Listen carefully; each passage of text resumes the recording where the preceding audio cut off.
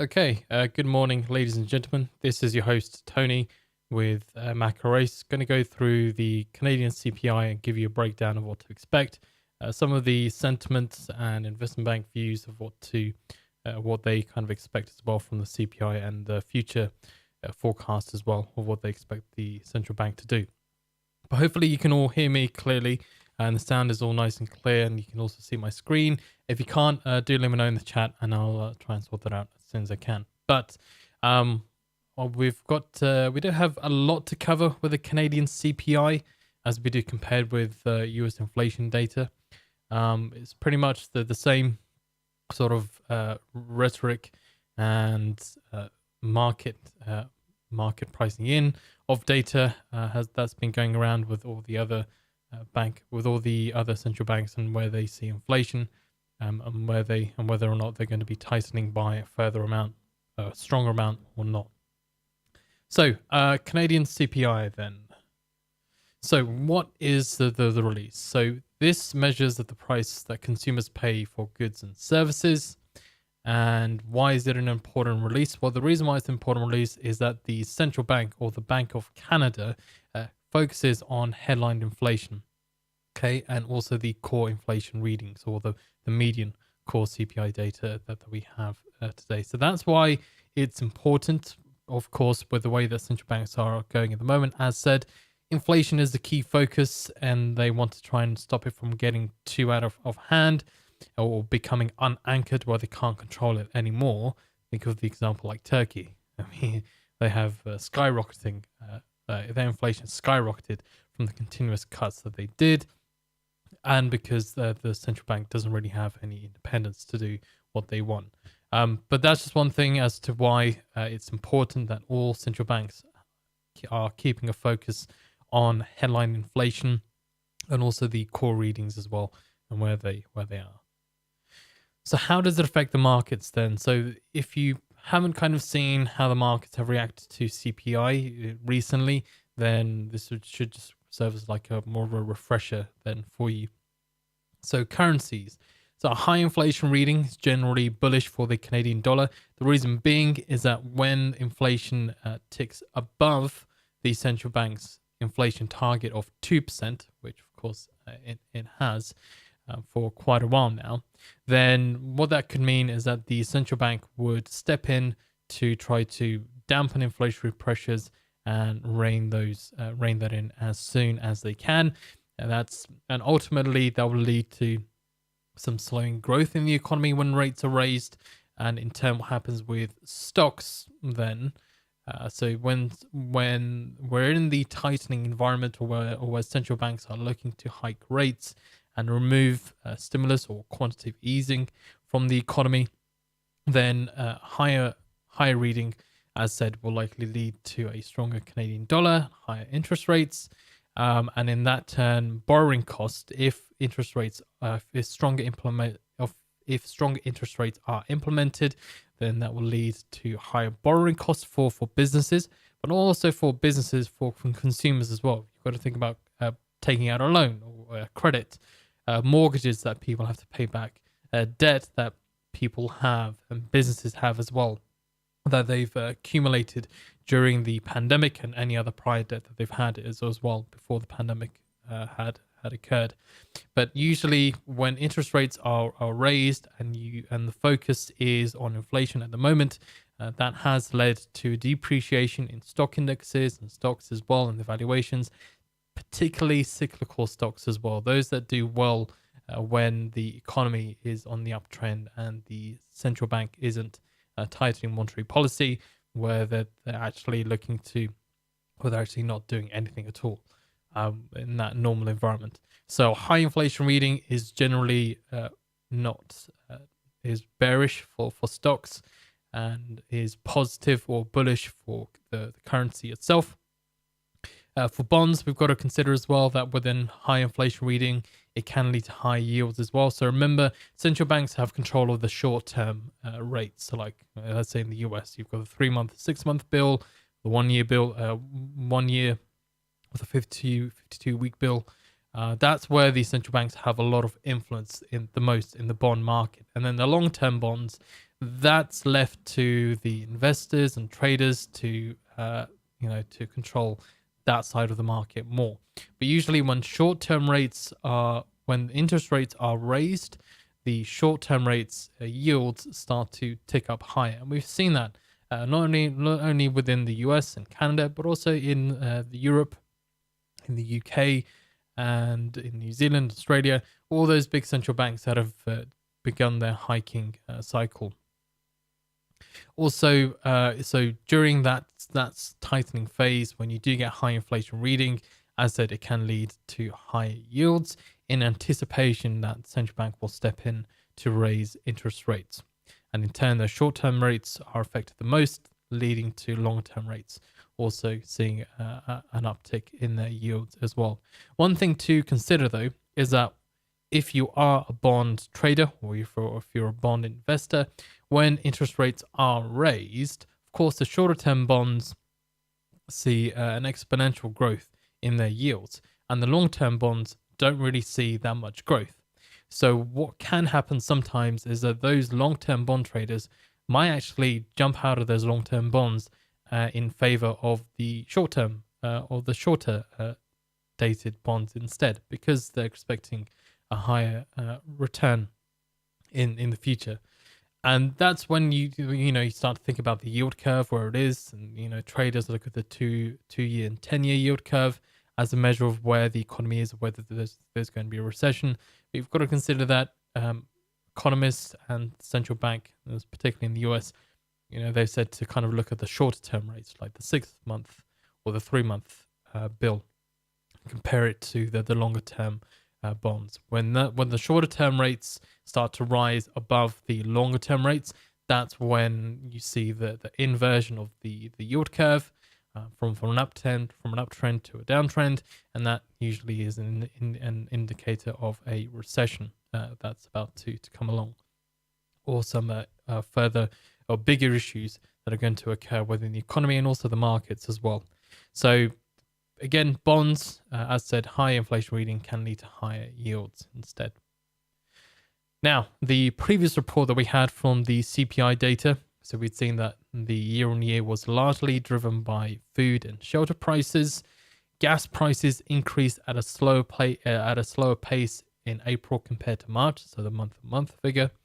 They also cited that Russia's invasion of Ukraine in late February continued to affect energy, commodity, and most notably food prices. Don't forget, of course, if you're in the agriculture market or if you've jumped into it recently, you've seen food prices soar. And of course, if you've gone into your store, I remember a couple of days ago when I went to go get milk for the office, we had so the normal bowl of milk that I used to get would be around £2 or something like that.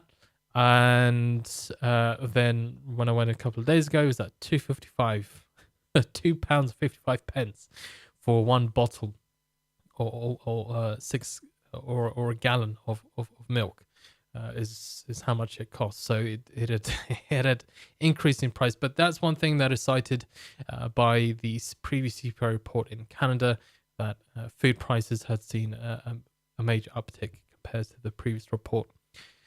Also, average hourly wages, of course, talking about wage pressures as well. So for employees, it rose 3.3% on a year-on-year basis, meaning that average prices rose faster than wages. And Canadians experienced a decline in purchasing power.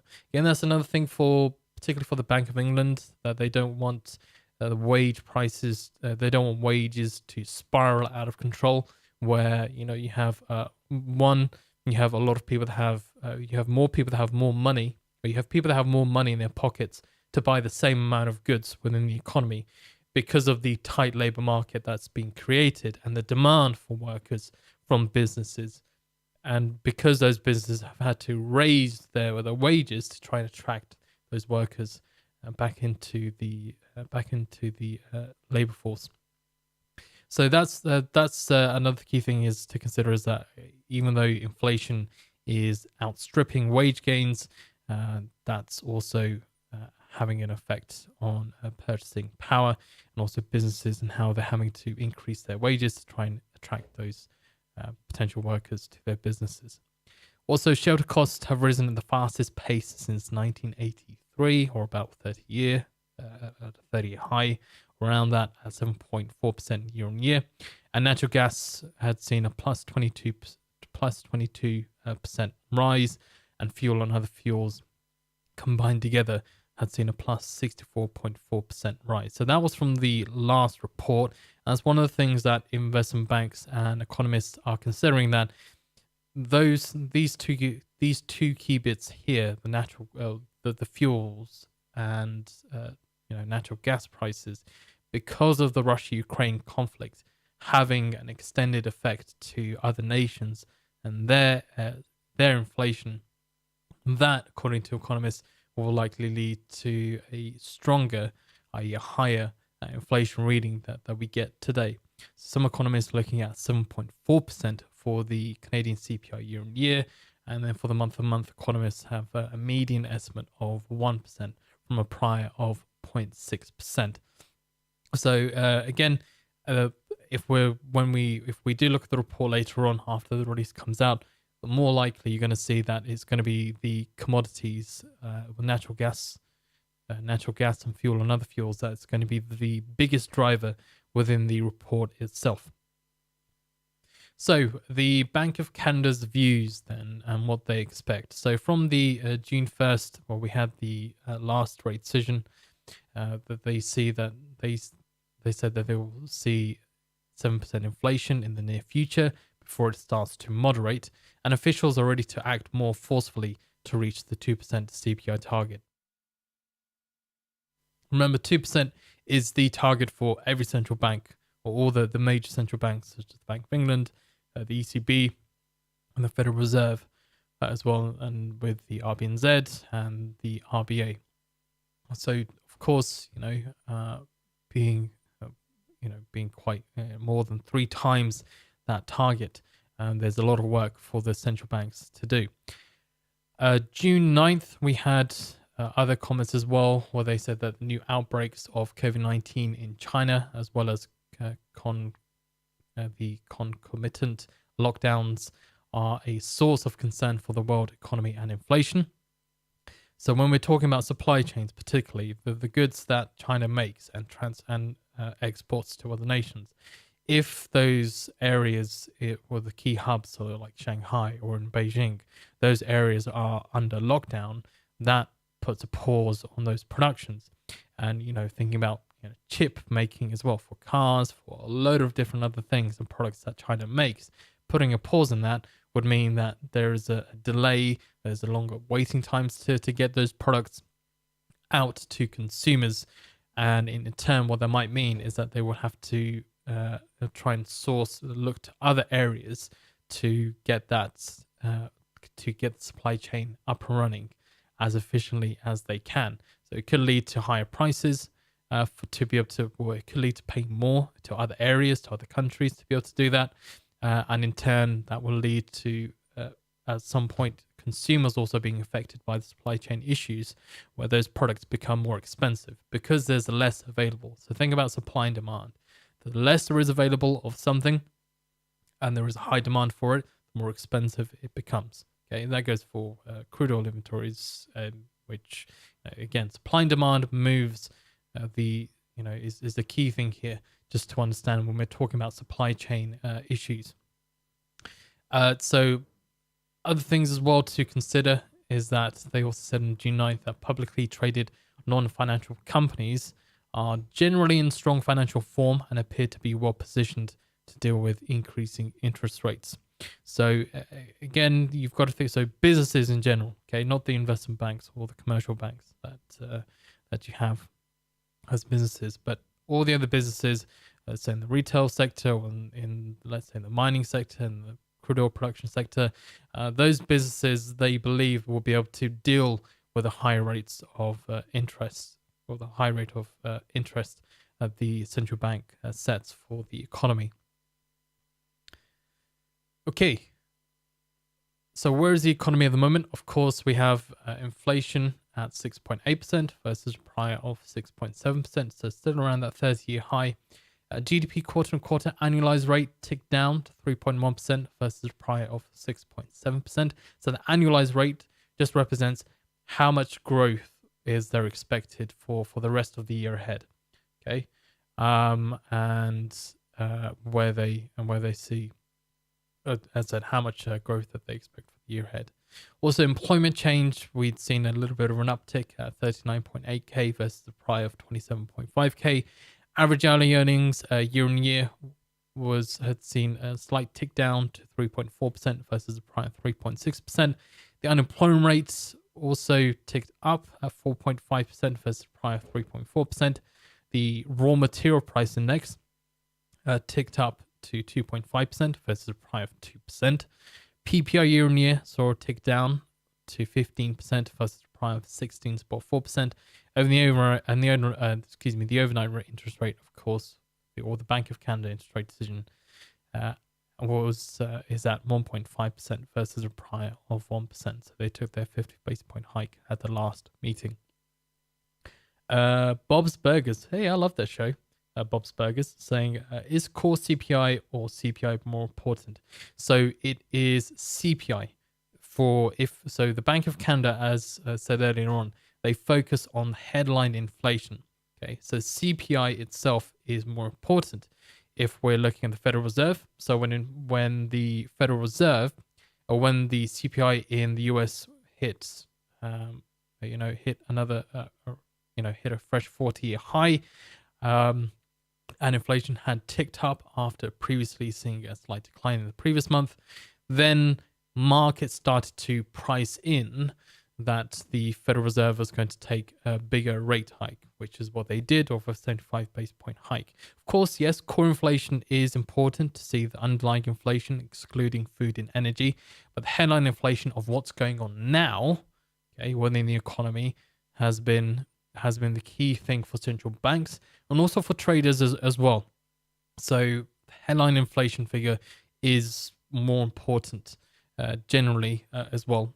But as particularly in this environment that we're in, with strong inflation readings and central banks being worried that inflation is going to become unanchored, that's why they're taking this stronger action. So headline inflation or CPI data, or CPI data, is more important than the core CPI. From an economist's point of view, though, if you're looking at future expectations of where inflation, or whether or not inflation is going to come down, or if it's going to continue to tick up, then you want to see the underlying inflation where it is, whether or not, excluding food and energy, if prices are still rising. And they have been to a degree, whereas in the US, you did see a slight tick down, but inflation pressures are still quite strong. So you'd expect that the economy is still going to see strong inflation, and the central bank is still going to continue to raise their rates. Okay, so that is where the economy is at the moment. Xavier Enang says, thank you for this wonderful, powerful education. I'm new to investing. I hope it helps. Don't forget to share this video with your friends, with the other traders. This live stream will provide you with information, and it will also help us out a lot as well. Of course, the more viewers that we get, more likes and interaction, the more this information can be spread for the people to kind of help them out and understand.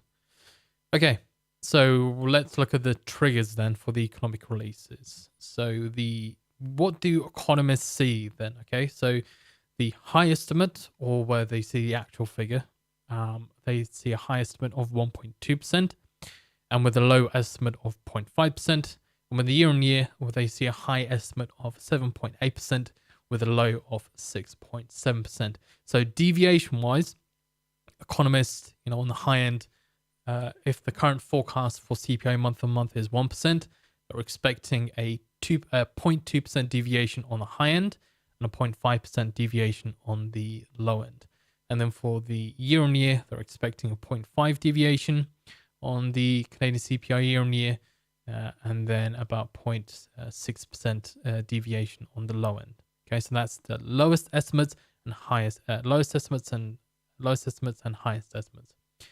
Again, just go over it. Forecast for CPI month on month, Canada is at 1%, prior of 0.6%, and Canadian CPI year-on-year forecast is 7.3% with a prior of 6.8%. Okay, so those are the triggers, and we'll kind of go through our triggers as well, and we'll go through this a bit later. So we got about 10 minutes. So credibility then. So this is why I think it's going to be quite key to, keep an eye out for CPI, the CPI figure itself. Of course, all of it, but the CPI year on year is going to be quite key. Is that the credibility for central banks? So you had as said, the Federal Reserve take a 75 basis point hike when inflation hit a fresh 40-year high in the US to try and stay ahead of the curve because they're behind it, rather than doing a 50 basis point hike. And you'd seen the dollar seeing appreciation. But in the following week, what we had seen is that the Bank of England, actually before that, so the Swiss National Bank had surprised the markets with a 50 basis point hike to minus 0.25 to minus 0.25%.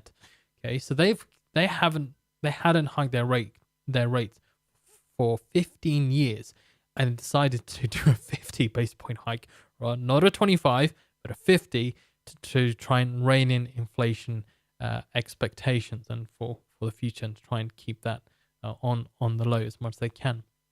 So the Swiss franc has seen appreciation. The Bank of England, however, they didn't. So the markets were expecting, so the median estimate was for a 25 basis point hike, and markets were looking for the Bank of England to do a 50 basis point hike. They didn't do that, right? So they didn't take stronger action. So in actual fact, sterling or the pound had weakened off of the back of the interest rate decision last week. So that was one thing that kind of that sent a little shock to the markets or to pound. The Bank of England, wasn't going to do a surprise rate hike as other central banks had done, particularly like the Swiss National Bank, right? Negative rates for about 7 years, I think, or 15 years from the first rate hike or from the last rate hike. They had taken the action of proactiveness to try and stay ahead of the curve. So this is the key thing for the Bank of Canada too, is that if inflation readings do continue to tick up, then they will probably take stronger action to hike interest rates to try and dampen inflationary pressures. Rather than doing a 50 basis point, they might be inclined to do a 75 basis point. So this is what I wanted to talk about. So of course, investment banks said that gasoline is going to contribute to bigger rise in CPI, as BMO and Nova Scotia said that, and they see CPI in the mid 7% range. So BMO sees the CPI year on year at 7.4%, and Nova Scotia sees it at 7.8%. Key thing here, BMO's Doug Porter said that they think that CPI 7.4% will be enough to convince the Bank of Canada to unleash a 75 basis point hike on July 13th. So according to them, if the markets have been pricing this in, remember that inflation is going to tick up. Key thing is, how strong will inflation be? Will it get to will it be at 7.4%, which is the markets have kind of already sort of expecting, and would look to price in a rate hike for July 13th at a 75 basis point hike, or will it shoot way past that because of the gasoline potentially being the biggest contributor to CPI, and fuel being a big contributor to CPI, and will that lead to stronger inflation reading? So that's one thing to consider, is that these investment banks are expecting a higher inflation reading today, particularly Nova Scotia. So they're expecting a 0.5 deviation on the headline on the CPI or Canadian CPI year-on-year figure itself. So I think that the key thing for us is that kind of go with Nova Scotia. Similarly, that we will look for at the high end for ourselves about at least a 0.4 deviation on our side on the CPI year-on-year to see a stronger reaction from the Canadian dollar rather than a short little blip of movement and then kind of carrying on its trading. That's investment bank views. So this is the last report. We've got about 5 minutes. So if I just make that big. Okay, so about 10 seconds before the release.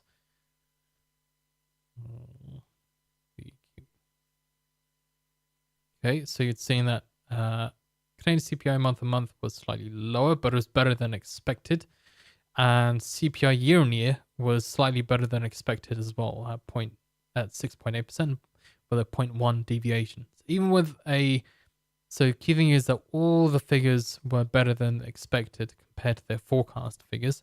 Okay, and you'd seen this. You didn't see too much of a deviation on the headline figures, CPI month on month or Canadian CPI year on year. But what helped it was that the other figures, so the CPI median, which is like the core CPI in Canada, had seen a 0.4 deviation.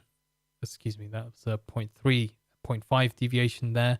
And TRIM had seen about 0.4 deviation there, and Canadian CPI common had seen about 0.3 deviation. So all of the figures had seen a positive move.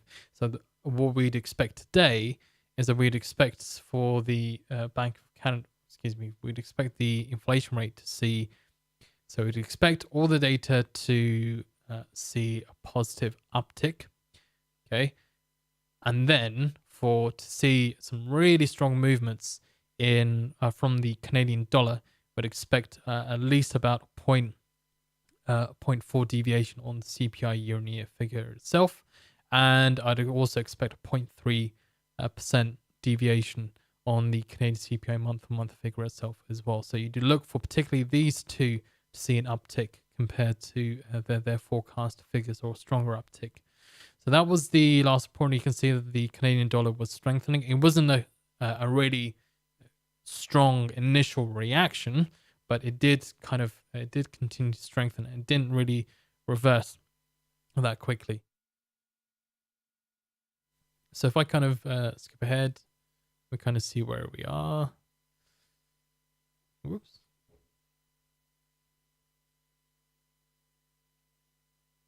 Okay, I think whoops. Okay, so you can see even after about 10 minutes or so, they took quite a while for the EuroCAD to kind of reverse and move back towards the upside. Keep going. Let's see. Yeah. Here we go. All right. So now let's get to the deviations. We don't have too long left. Got about 2 minutes. I'll keep that here. My text back open. So deviations then. Let me bring that up. Right, here we go. So deviations. So this is just showing you how the different currency pairs reacted, and comparing to what the deviation was for from the figures. When we've seen, last time we'd seen about a 0.1 deviation, and we'd seen about 15 pips towards the downside on dollar CAD. The brackets represent the movement after about 10 minutes of trading. We've seen about 1 pip down. EuroCAD had seen about 14 pips down. The biggest mover was GBP CAD with about 19 pips down. That was with a 0.1 deviation when both CPI month-to-month and year-on-year had seen a 0.1 deviation. But the April 20th report, when we get a bigger deviation of around a 0.5 deviation, okay, on the month-to-month, we got a 0.6 deviation on the year-on-year. Then we'd seen a stronger move where, again, GBP CAD was the biggest mover last time, and so was the EuroCAD and then dollar CAD. But I think one thing to consider then is, as said, if economists, you've got BMO Nova Scotia looking for about 7.8% as where they expect the CPI to be, and then BMO is seeing 7.4%. Kind of want to be in that sort of mid-range, so around a 0.4 deviation on the CPI year-on-year figure itself. So we've got about less than 10 seconds before the release. Whoops, let's kind of move forward. Okay. There we are. Okay, so go on dollar CAD. Okay, 1.4%, 1.4%. That's higher than the forecast of 1%. CPI year on year, 7.7%, 7.7%, higher than the forecast of 7.3%. Seeing Canadian dollar strength here for the back of that data. So it was a 0.4 deviation on the CPI year on year and a 0.4 deviation on CPI month to month. So again, remember 0.4 deviation on CPI year on year is what we're looking for. 0.3% of a deviation on the CPI month to month. Canadian CPI trim, where are we? Trim in line with expectations. CPI median at 4.9%, 4.9% higher than the forecast of 4.7%. Canadian CPI common 3.9%, 3.9% higher than the forecast of 3.4%. Canadian core CPI 0.6% to 0.6%. That's lower than the prior figure of 0.8%. But we did see that stronger initial reaction from the Canadian dollar. Again, so CPI, well, it was near enough Nova Scotia's estimate of 7.8%. And what I'll do is I'll kind of want to look at the report as well, because that's going to be quite interesting as well. Also, let's keep an eye. Let me see.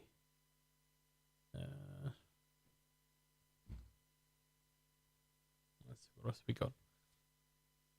Okay, so we can see here with tick strike showing that the CAD is strengthening against all other currencies. What we can see there. Have on if you've used tick strike before, I accidentally had it on level 6. I wanted to put it on 1 level of sensitivity. Let's see what's going on. What else? What else we got? Just want to see.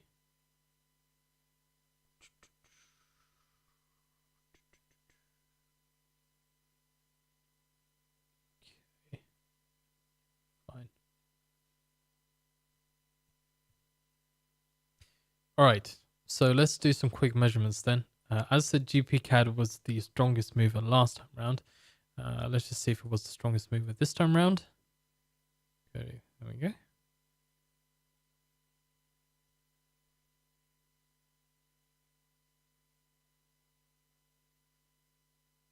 Okay, so about 19.5 pips. Move towards the downside there. Dollar CAD. Let's see what you got. It's about 15.5 pips down there on dollar CAD. So what else do we have? So the other biggest mover was the Euro CAD. That's what we should bring that up to. Euro CAD.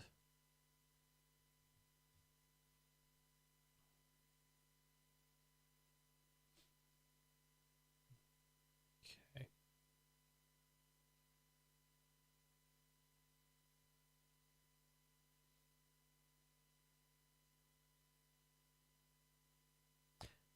Okay, so that's seen about 18 pips down. Okay, CAD JPY. Okay, CAD JPY. Did see a quick reaction there compared to all the a quick reversal after the release compared to the other currency pairs. 15.5 pips or 15.4 pips down. Excuse me, up. CAD JPY. Let's look at the other ones too. I did also have the Aussie dollar, the New Zealand dollar too as a comparison, but they weren't the biggest movers last time round. So let's keep an eye here. See what we get.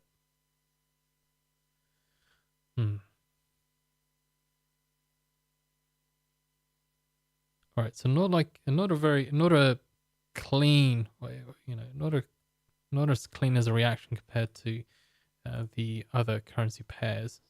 But we did still see about 11.5 pips towards the downside. So the reaction didn't seem to not last that long, really, even on after the second candle, it just whoop traded back to its pre-release level. So if Nova Scotia, if BMO Nova Scotia were correct in their thinking, BMO, sorry, if they're correct in their thinking, then they would expect a 75 base point hike from the Bank of Canada at its next meeting in July. Oops. Let's see.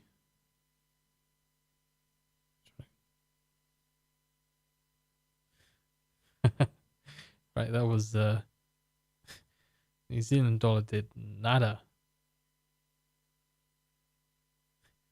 Right, 2.5 pips towards the downside there. And then let's look. Whoops, hold on. Sorry, I was looking at New Zealand. Whoops, wrong one. There's the DCAD, not the New Zealand, not the US dollar. Okay, let's try that again. There we go, that's better. Yeah, good. Doesn't make sense. Will not have made sense. Okay, there we go. About 11.3 pips towards the downside. About 11 pips.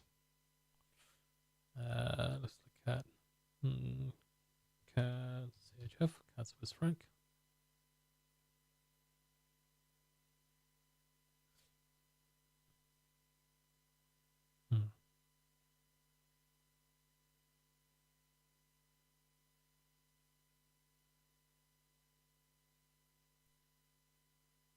Right, so that's about. Okay, so that's had what I can see then, the weakest reaction compared to the other currency pairs, or about 10 pips or 9.8 pips if you want to be precise towards the upside. Still holding above its pre-release level. Dollar CAD has wiped its move. Euro CAD still hasn't recovered yet. GBP CAD probably the same. Yep, still hasn't recovered. Aussie CAD near enough done. New Zealand dollar CAD hasn't moved past its initial or pre-release level. CAD JPY has done. It's done its release, and now it's just trading normally. Okay, so right. So as I said, the biggest mover still compared to the other currency pairs is GBP CAD, Euro CAD. We got the dollar CAD there. We had CAD JPY as well on the initial candle, and then Aussie dollar, New Zealand dollar, and CAD Swiss franc. Okay. All right. I did see so. Let's see, GBP CAD, where are we? Somebody made a comment about where we could be headed. Bob Sperger said, so if we were to get an outline of the data with no revisions, you think we can get to 1.57625 on the CAD? That is very specific, but as you can see, that's the reaction's done now. But we still got a little bit. We haven't, as I said, we haven't cleared that initial market move. We haven't got back to pre-release levels yet. So a much stronger reaction compared to last time round. We had figures more or less similar, slightly stronger reaction from the markets and the currency pairs there. And so if you've been watching the data here coming into Financial Juice on the Financial Juice newsfeed, that of course is in real time, and it will hopefully, of course, you would have seen the figures start to come out, and also the market reaction had to happen at the same time as well.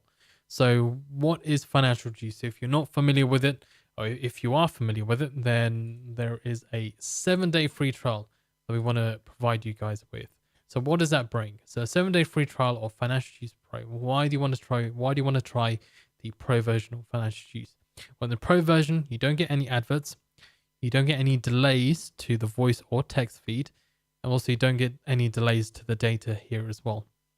Okay, so that's why, having a real-time voice and text service is very key to when you're trading at the markets, to manage your risk, to capitalize on potential trades that you could see appearing if the markets are starting to move.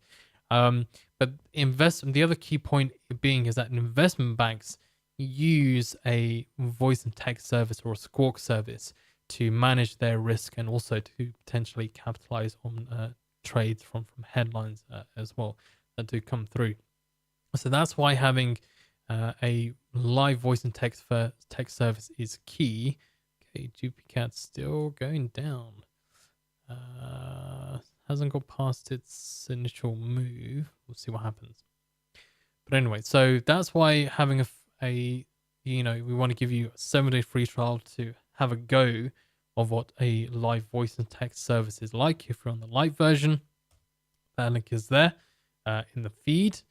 Also remind as well, if you like this video and you've enjoyed it and you found it useful as well, then don't forget to give the video a like, share the video to spread the word that Macro Race is coming to take over the world with providing the up-to-date sentiment and information of what to expect from economic releases.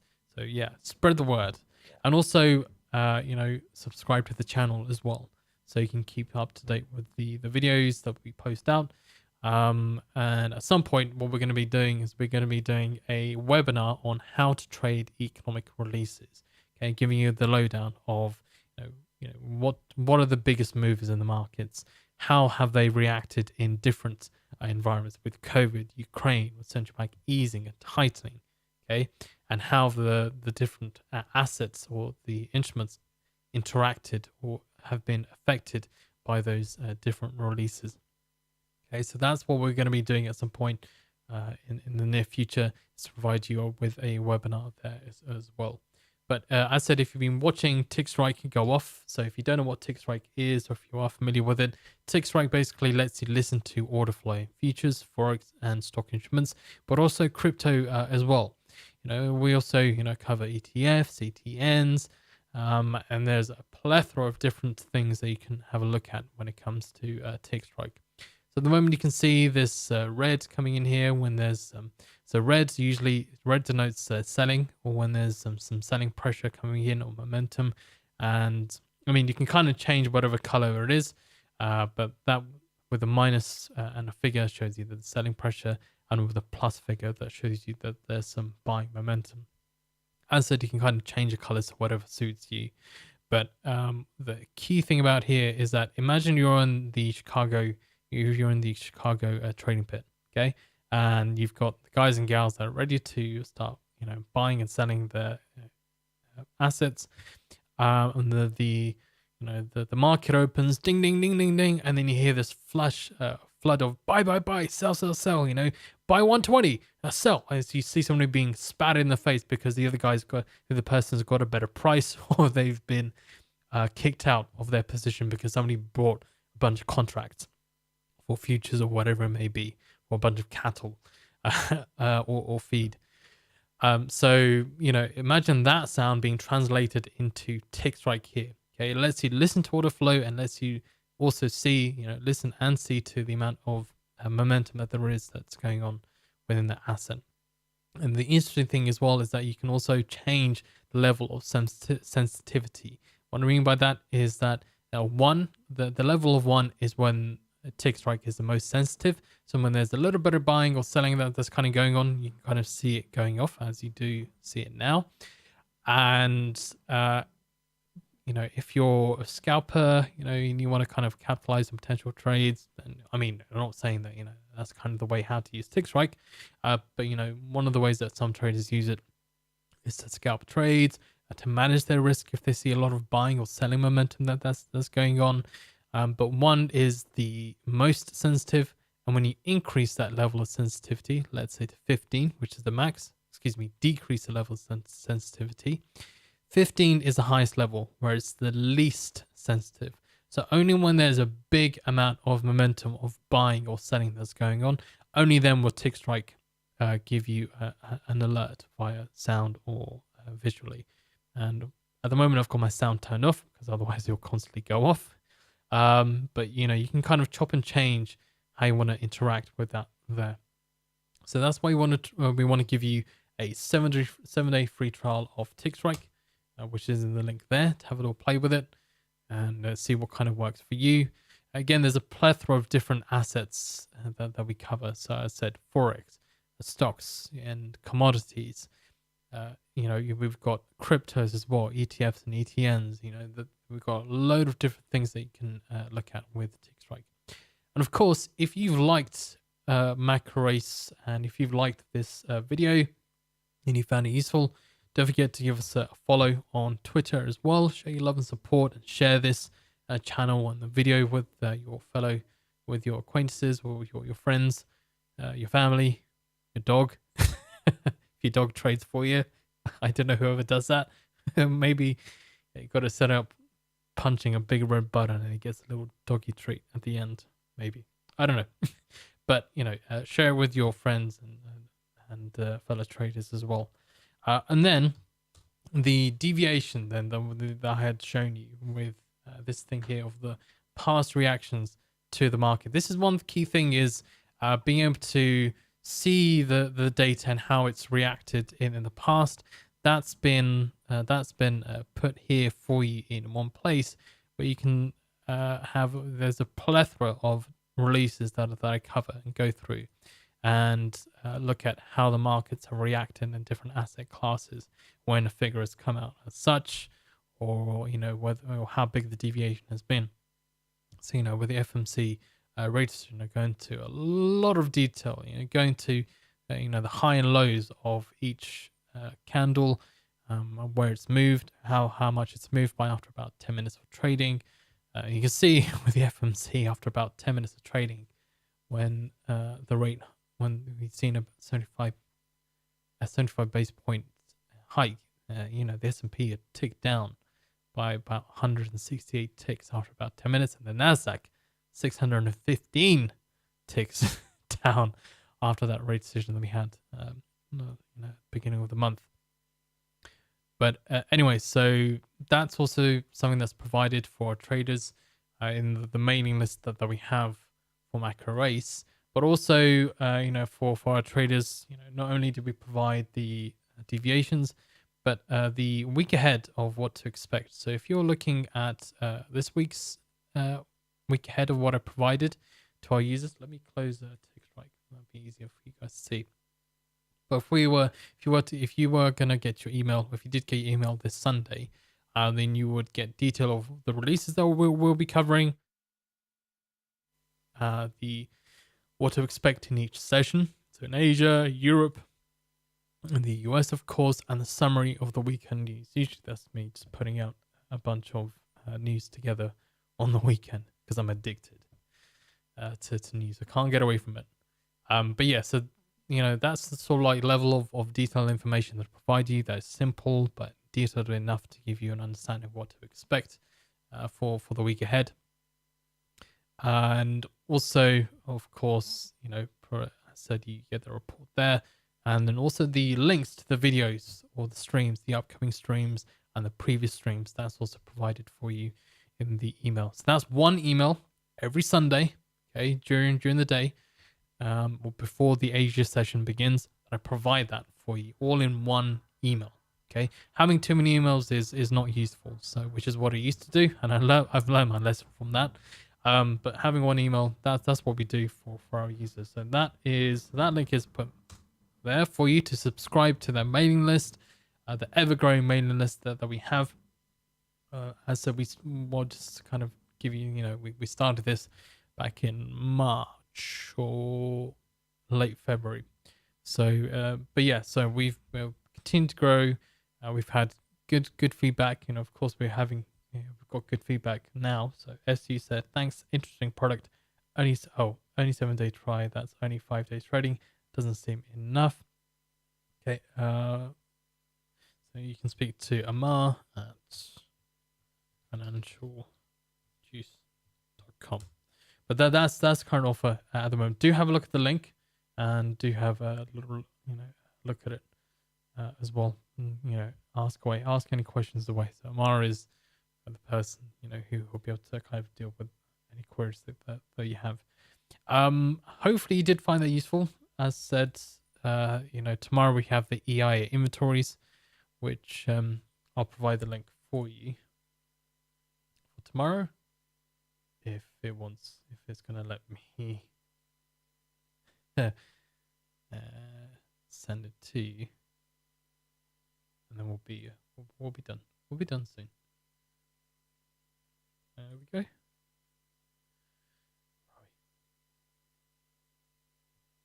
Okay, so that's the release. That's the live stream for the EI inventories data tomorrow for you to have a look at. All right. Thank you very much, ladies and gentlemen.